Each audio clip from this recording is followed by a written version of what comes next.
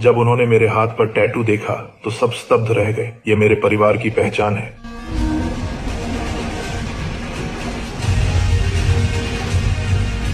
7 साल पहले मेरी माँ और मैं भारतीय सीमा पर एक छोटे से गांव में आए थे। मैंने खदानों में नौकरी कर ली और उसने बच्चों को पढ़ना सिखाया। कोई हमारी कहानी नहीं जानता था, पर उन्होंने हमें अपनाया। मैं मजबूत था, पर दिल कोमल था। मैंने सबके साथ दया से पेश आया, हर अनुरोध का जवाब दिया और गांव के बच्चे भी मुझे मित्र मानते थे। बाजार में कुछ लोग जमा हो गए।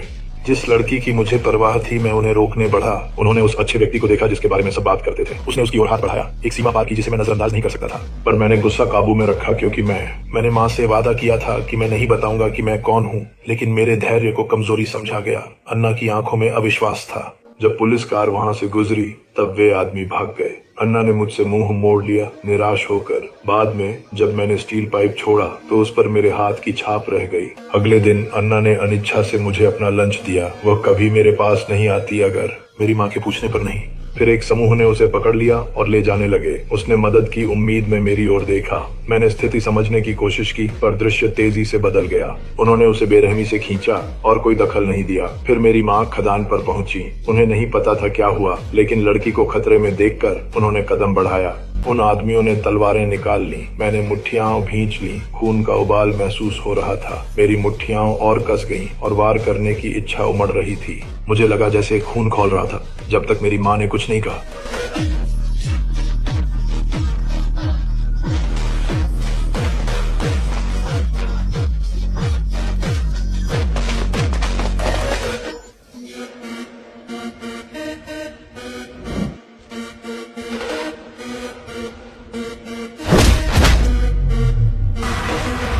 उन लोगों को देर से एहसास हुआ कि मैं साधारण नहीं हूँ। उनका ध्यान मेरी ओर था, पर परिणाम तय था। अगले ही दिन एक गाड़ी आ गई। मैंने तुरंत अपने भाई को पहचान लिया। 20 साल बीत गए थे, फिर भी हमारा तालाब कमजोर नहीं हुआ। उसकी स्थिति के बारे में पता चला और मैंने हिचकिचाहट नहीं की। मैंने माँ को अलविदा कहा और उसके पीछे चल पड़ा। वो वादा जो बचपन में किया था, कहीं भी जाने का, किसी भी खतरे का सामना करने का, अगर मेरा भाई कोल अडिग रहा।